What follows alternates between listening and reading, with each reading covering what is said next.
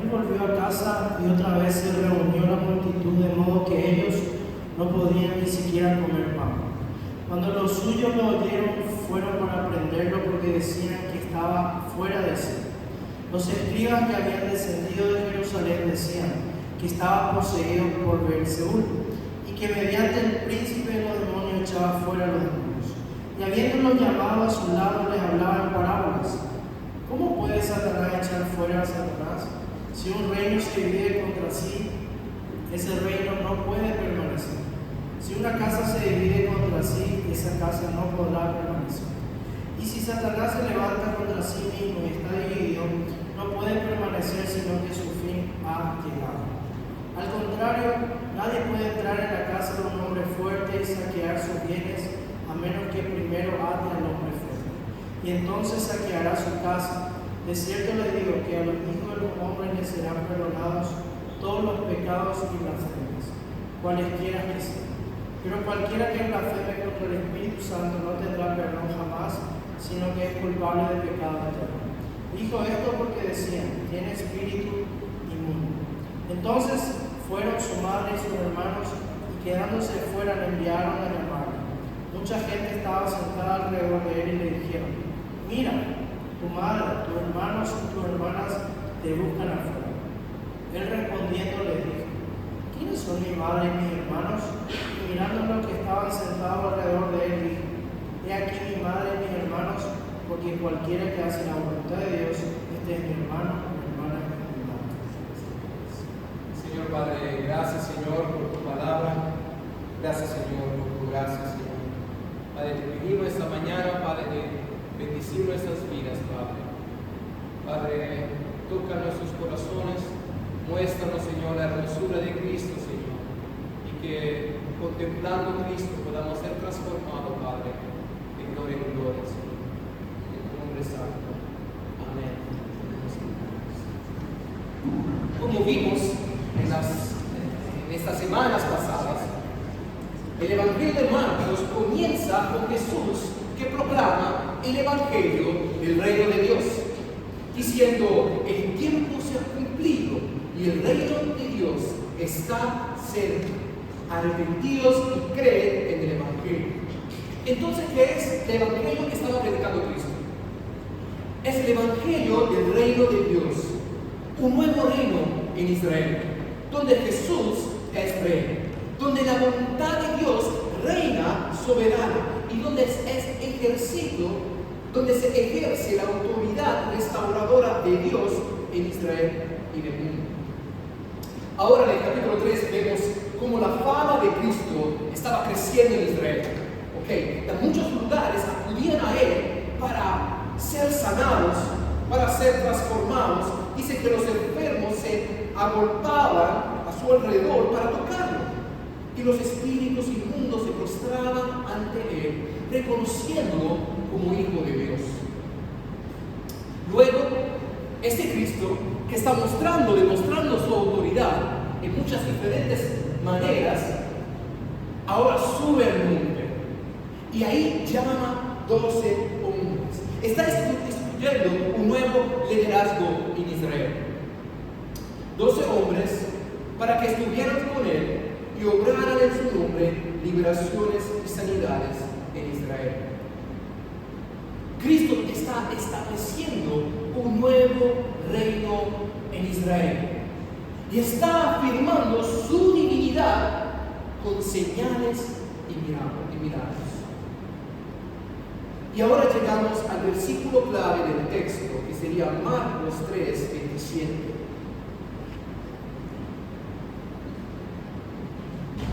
Al contrario, nadie puede entrar en la casa de un hombre fuerte y saquear sus bienes, a menos que primero ate al hombre fuerte, y entonces saqueará su casa.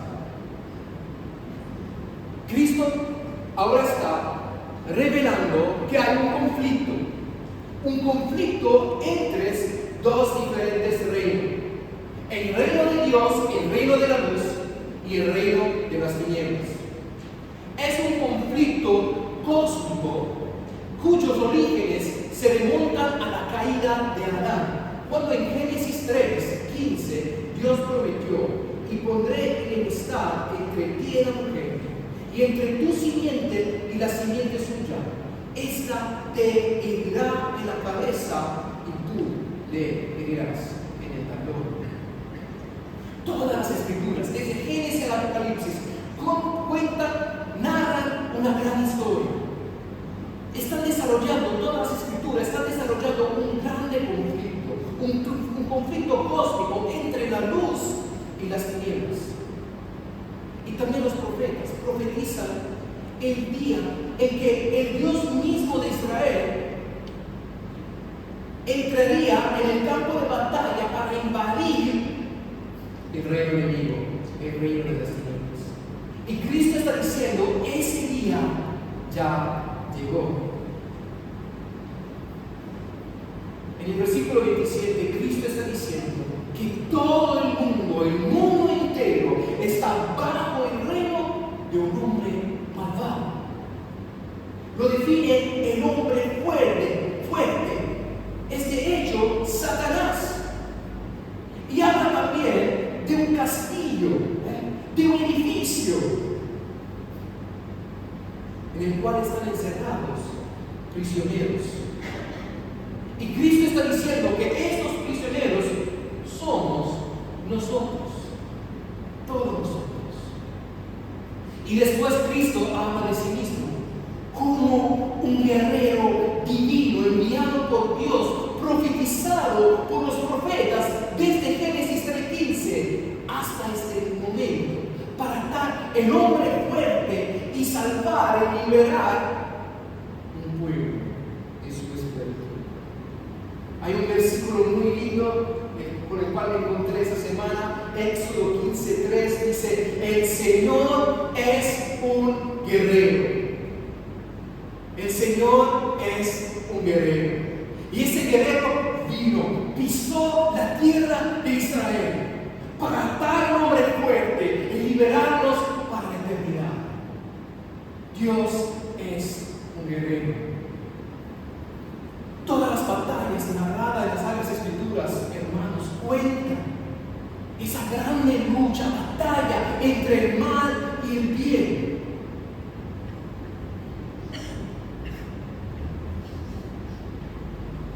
Entre el héroe prometido de Génesis 3:15 y el villano Satanás.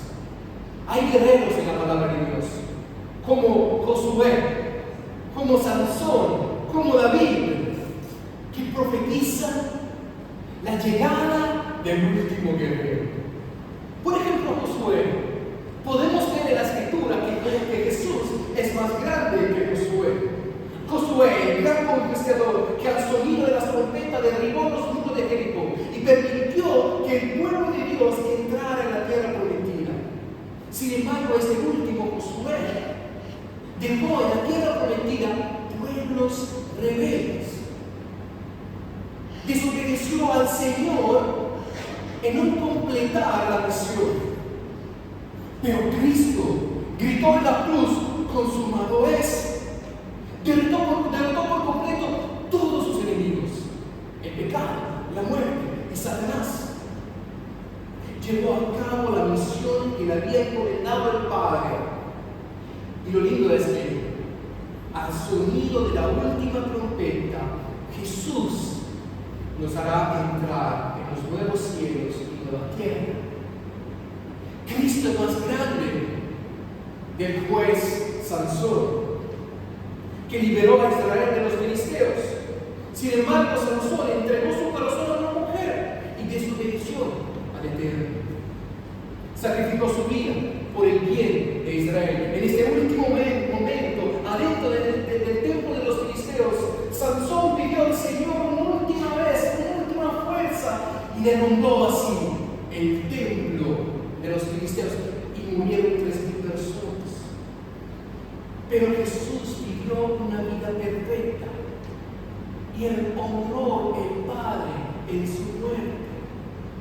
Al igual que Sansón ofreció su vida, pero esta vez liberando gente de todos pueblos y naciones.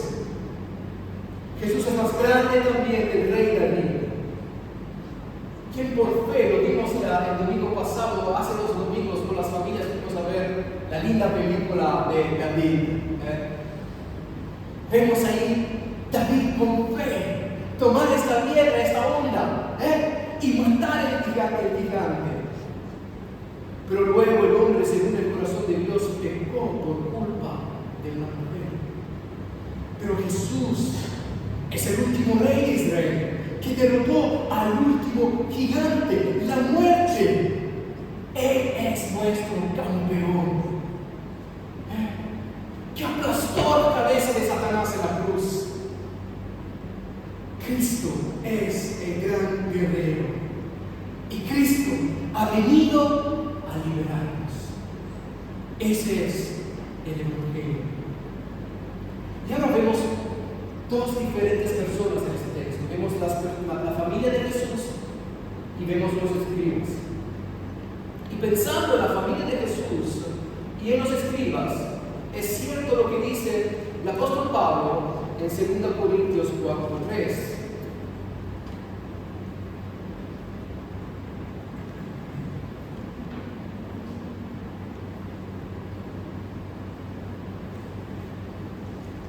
El versículo 3 dice: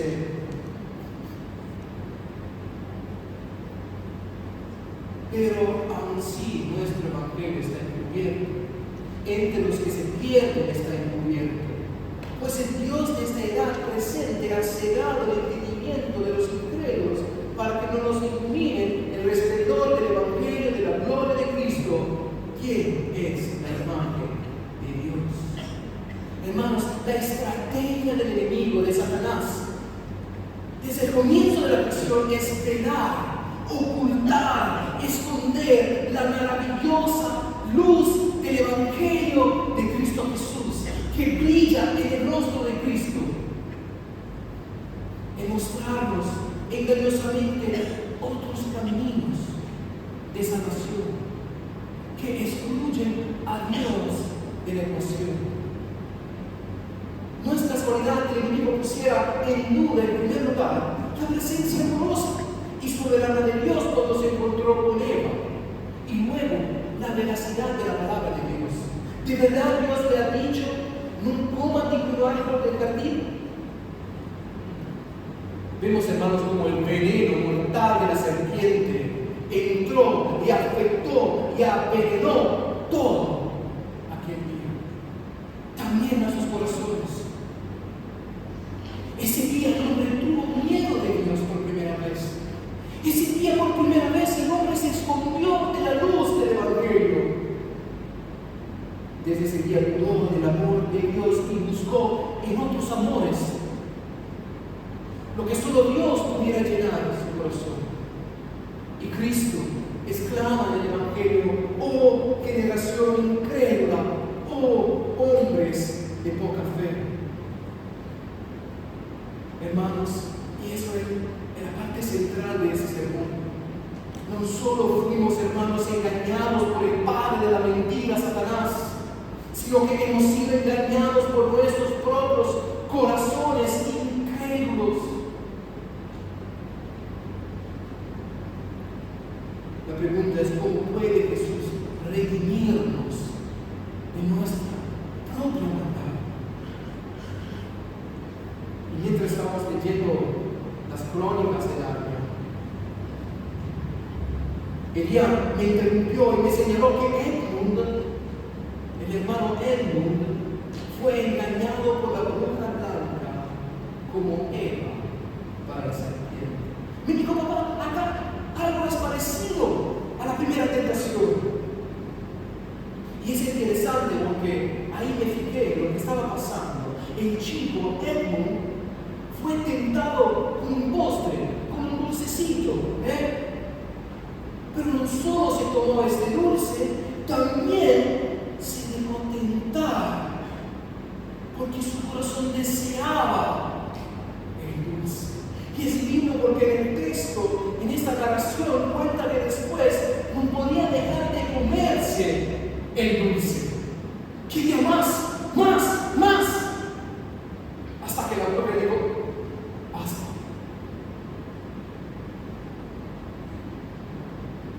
Pero donde Adán fracasó, hermanos, Jesús venció. Y más es poderoso. Cristo Cristo es más poderoso que Satanás. Lo rechazó en ese día en el desierto, por ejemplo. Vemos en los primeros capítulos cómo Cristo Jesús es más fuerte de la enfermedad. Sanó al leproso. El leproso se acercó a él y por la ley de Israel Jesús tenía que quedarse impuro. Pero Cristo es tan puro, tan perfecto que Él purifica el leproso. Su autoridad en las enfermedades. Cristo es más fuerte de la muerte. Resucitó a Lázaro. Jesús es también más fuerte del pecado. Perdonó al paralítico, mostrando que todo el pecado es contra Dios. Y entonces Él era Dios. Lo único que puede perdonar el pecado. Y entonces, hermanos, ¿qué nos impide entrar en el reino de Dios? La incredulidad. Solo la incredulidad. Su familia, por ejemplo, ese día hizo una reunión de familia y decidieron atraparlo.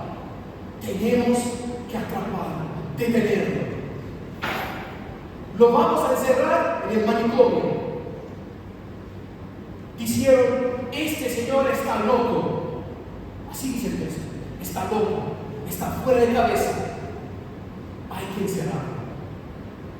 Para su seguridad y nuestra seguridad. Cuando Cristo se fue a Nazaret, ¿qué dijeron de él? No es este hombre, el hijo de María, del carpintero. Sus hermanos no son acá con nosotros. Y dice el texto en Mateo 13:65 que no pudo hacer muchos milagros. ¿Por qué? Debido a la incredulidad del pueblo. Juan 7:5 cuenta que tampoco ni siquiera sus propios hermanos creían en él. Y ahora su familia estaba ahí, afuera del pueblo. Quizá esta casa estaba llena de gente y su familia se detuvo afuera de la casa y le pidieron a alguien, por favor, ¿puedes pedirle a mi hijo de salir un momento para hablar con nosotros?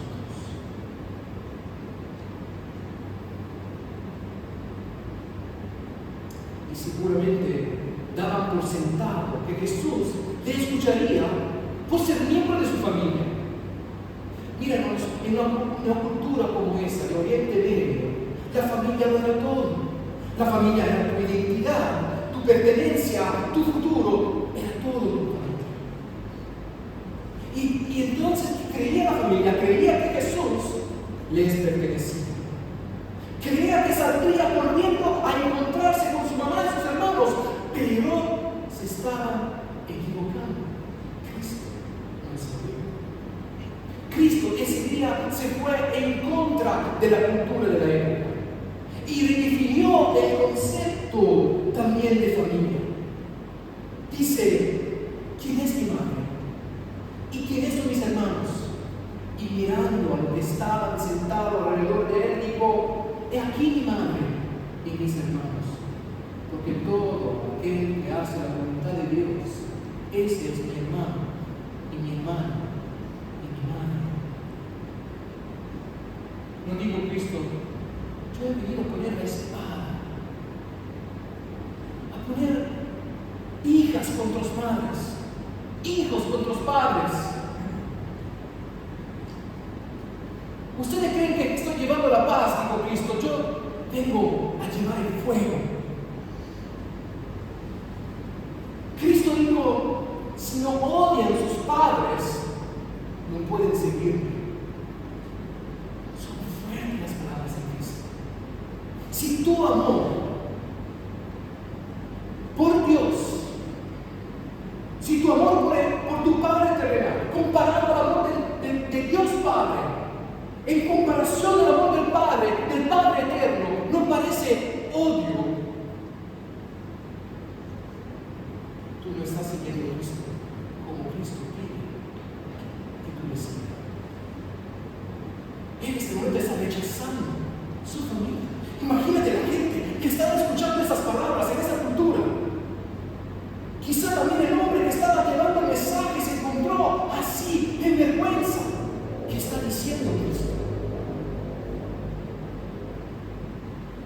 mis hermanos, mi madre, solo que hacen mi voluntad. Los escribas, por su parte, al no poderle negar los milagros de Jesús, lo acusaron de qué? Lo acusaron de ser malvado, de echar el demonio con el poder del enemigo. En Juan 8:33 le respondieron a Cristo: somos descendientes de Abraham y nunca hemos sido esclavos de nadie. ¿Cómo dices tú seréis libres? ¿Lo ves? ¿Lo ves lo que está diciendo Cristo? Los escribas tenían a Abraham. La familia de Jesús tenía al propio Jesús. Pero ninguno de ellos conocía a Cristo como Mesías y Salvador. Y Jesús enfrenta los dos. A uno les dijo que estaban bajo el dominio de Satanás y excluido del reino de Dios. A los otros les dejó enfrente de la puerta de la casa con sus suposiciones. Y entonces, ¿quién estaba entrando en el reino de Dios que Cristo vino a traer? Prostitutas, pecadores, publicanos, pescadores, enfermos, exendemoniados, pobres, gentiles, samaritanos. Ellos Cristo consideraban familia, porque estaban haciendo la voluntad de Dios, es decir, arrepentirse, creer y seguir a Cristo. Ese es el Evangelio.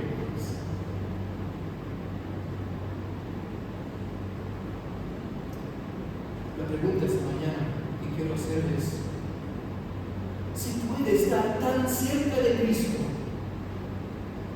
tan cerca de sus enseñanzas, doctrinas, sacramentos, tomar el pan y el vino todos los domingos y quedar excluido del reino de Dios por toda la eternidad. Sí, yo sé que son palabras duras, pero lo que Cristo dijo, Mateo 7:21 dice: no todo el que me dice Señor, Señor, entrará en el reino de los cielos, sino el que hace la voluntad de mi Padre que está en los cielos. Mira, y esos eran los hombres que hicieron milagros, echaron demonios en el nombre de Dios. Y mira, hermanos, Judá fue elegido por Cristo para estar con él, y también Judá estuvo por los 70 echando demonios y liberando los enfermos. Judá tenía, a nuestro parecer, una gran carrera para ser un discípulo de Cristo. ¿Y cómo lo llamó Cristo? El último día. Satanás.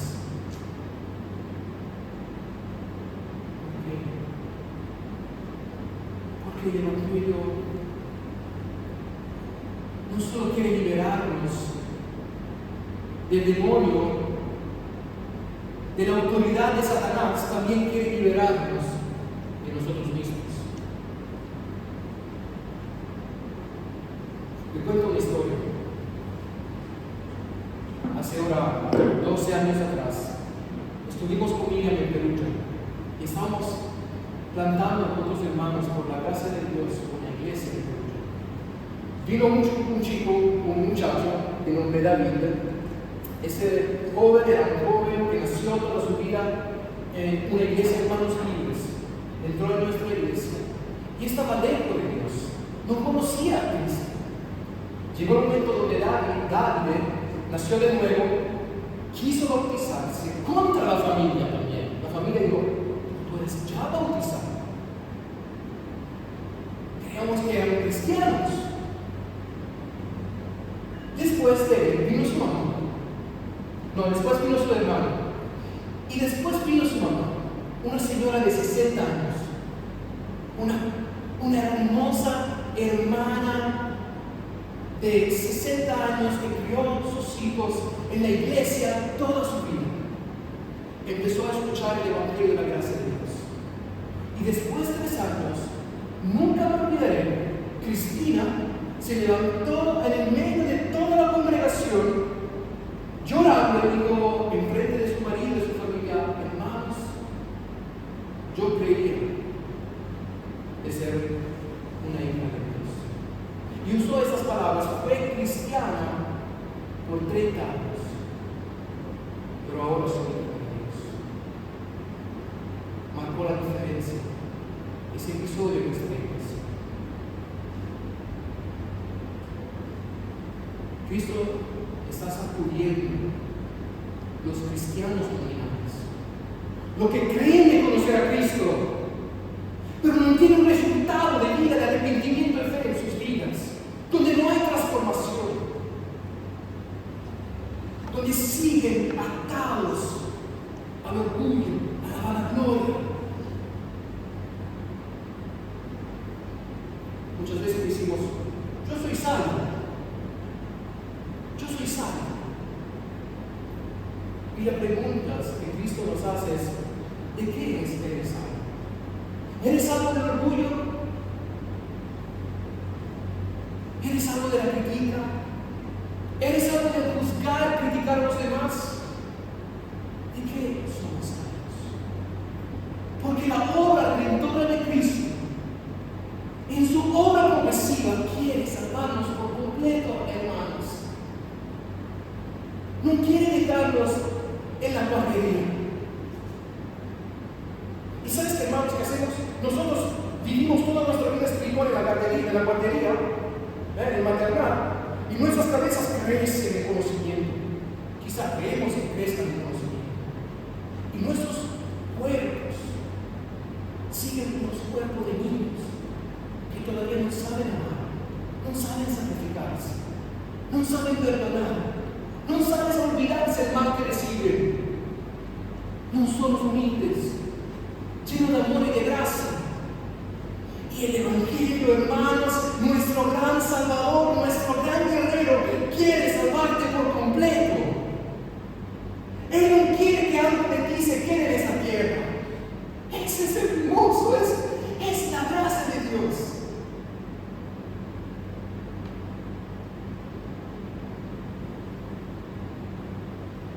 Ambos, familia de fariseos, parecían estar adentro, pero estaban afuera.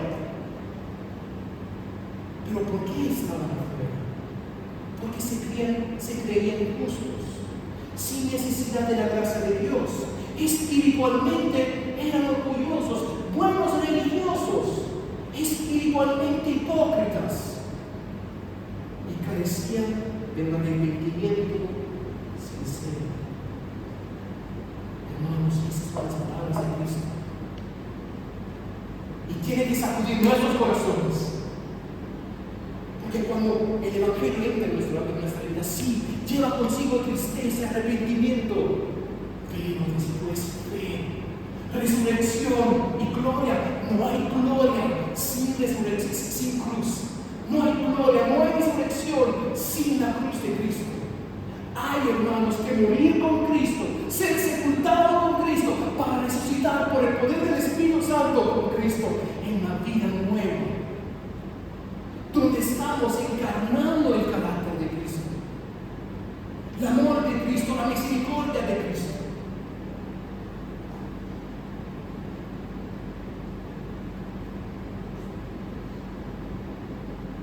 Jesús está diciendo: o sois libres o sois prisioneros. No hay un terreno neutral en este conflicto. No podemos decir nosotros somos neutrales.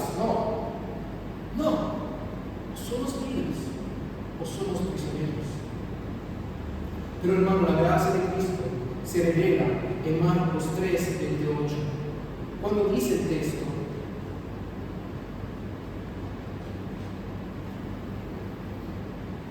de cierto les digo que a los hijos de los hombres les serán perdonados todos los pecados y blasfemia, cualquiera que sea.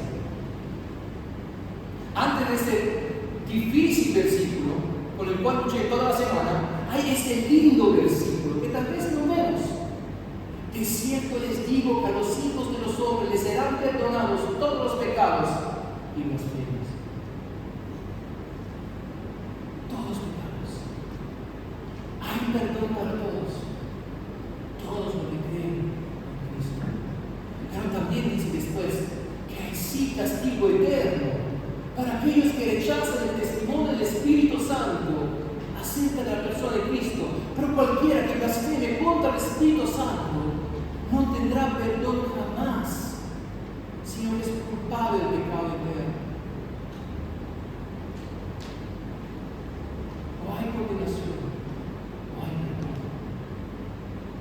O hay esclavitud, o hay libertad. No hay un terreno neutral. Esta mañana, no sé, no nos pusimos de acuerdo con Miqueas, pero Miqueas citó Romanos 5. ¿Y cuál era nuestra condición? Romanos 5:6 dice, porque siendo aún débiles, Cristo murió por los impíos.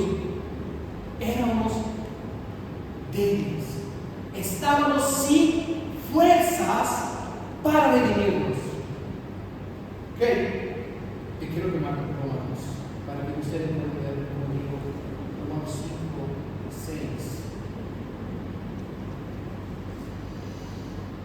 El versículo 8 dice, pero Dios demuestra su amor para con nosotros en que siendo aún pecadores, Cristo murió por nosotros. Éramos muertos en nuestros pecados y delitos y Cristo vino a rescatarnos. 10. Porque si cuando éramos enemigos fuimos reconciliados con Dios por la muerte de su Hijo, cuanto más ya reconciliados seremos salvos por su vida. No solo, hermanos, éramos esclavos de las tinieblas, también enemigos de la luz. No solo Cristo entra en el castillo, lucha contra el enemigo, nos encuentra encerrado en la prisión de tinieblas. Cuando abre la celda, cuando abre la puerta, nos encuentra enemigos de Él, enemigos de Él, enemigos de la luz. Esa es nuestra situación de caídos.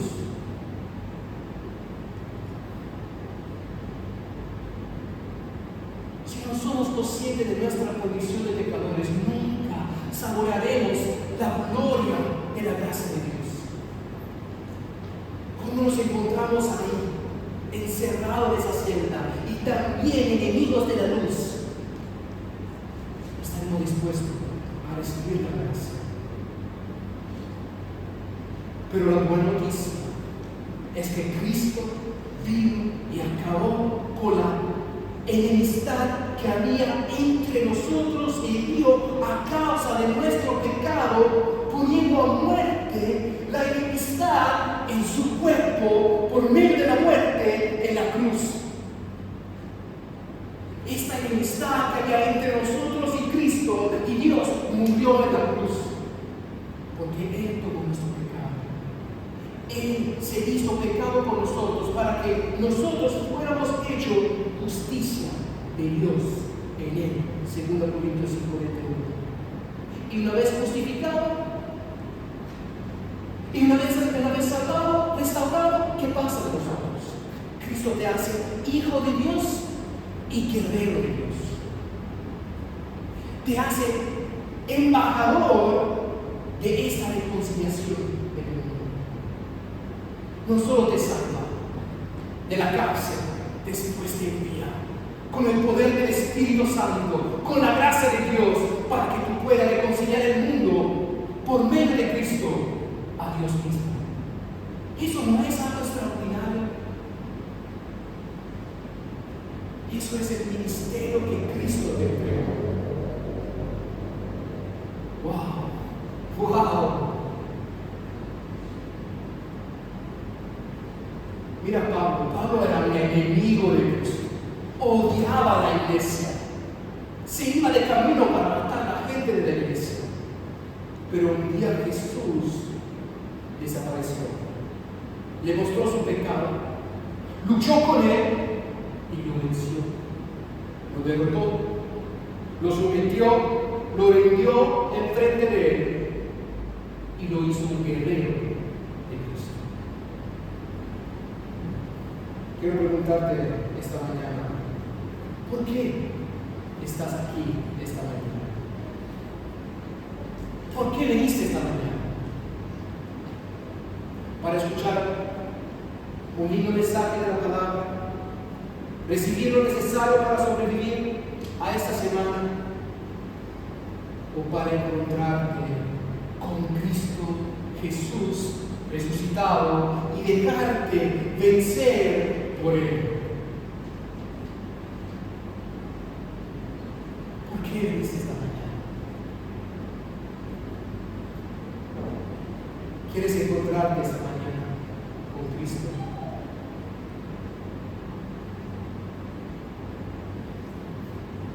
Él está aquí. Él está aquí entre nosotros.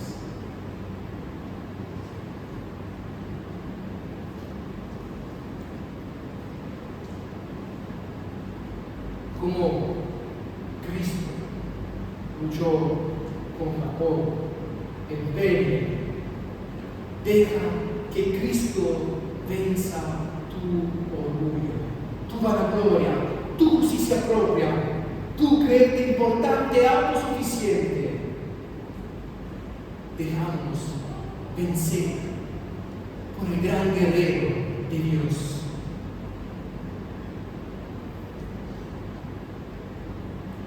Cuando alguien te quiere y quieres devolverle la misma moneda, la misma medida, significa que aún eres prisionero.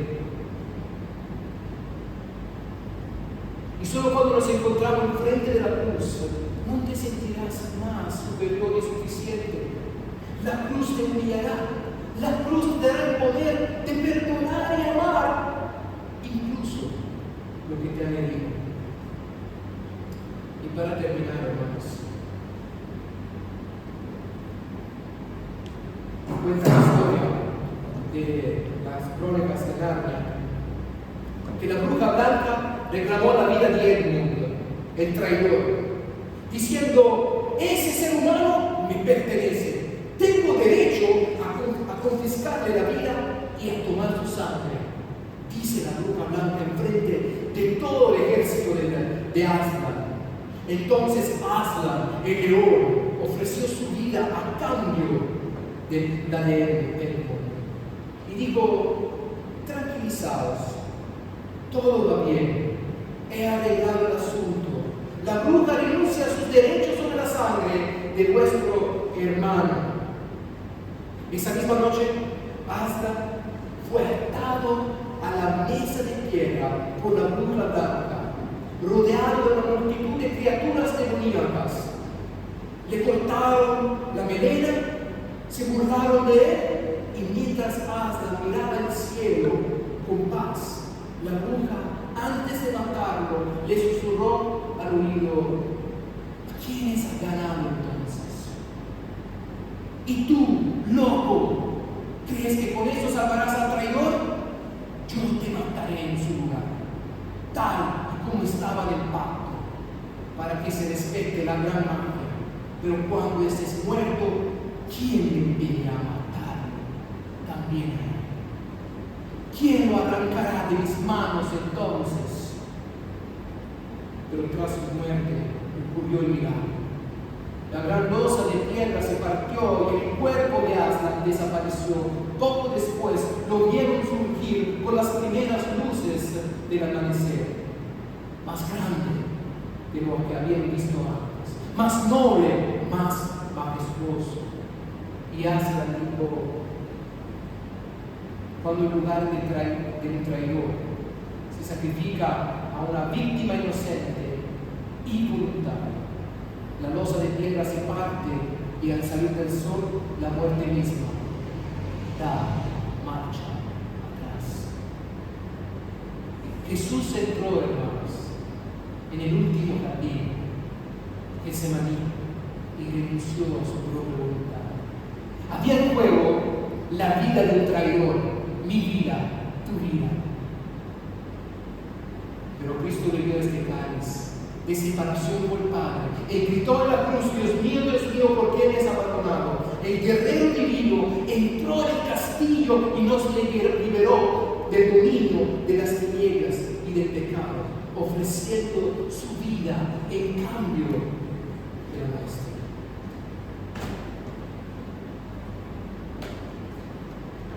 Pablo que le dijo a Aslan: ¿qué crees que puede salvarse el traidor?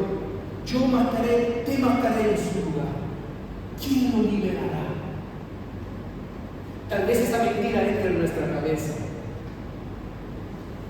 pero nuestro Cristo es el gran guerrero de Cristo. Y cuando él vio el amor de Cristo, vio el amor de Aslan, para él, su corazón cambió. Cristo lucha por nosotros y cambia nuestros corazones por medio de su sacrificio. Y más miramos la cruz, hermanos, y más seremos transformados por la gracia. Amén. Señor Padre, gracias, Señor, por tu evangelio. Gracias, Padre, por esta hermosa historia, Señor. Gracias, Padre, porque tú estás luchando, Señor, por cada uno de nosotros. Padre, ayúdanos, Señor, a ver nuestro Cristo, Señor. Ganar, Padre, cada pecado en nuestra vida, Señor. Derrotar, Padre, cada orgullo, Padre, cada altivez, vanagloria, autosuficiencia. Muéstranos, Señor, la hermosura, Padre, y el poder de nuestro guerrero, Padre. Gracias, Padre, porque, Señor, no hay nada más que ofrecer. Fue ofrecido la pura sangre de Cristo Jesús. Y, Padre, en virtud de esa sangre, hoy somos libres por el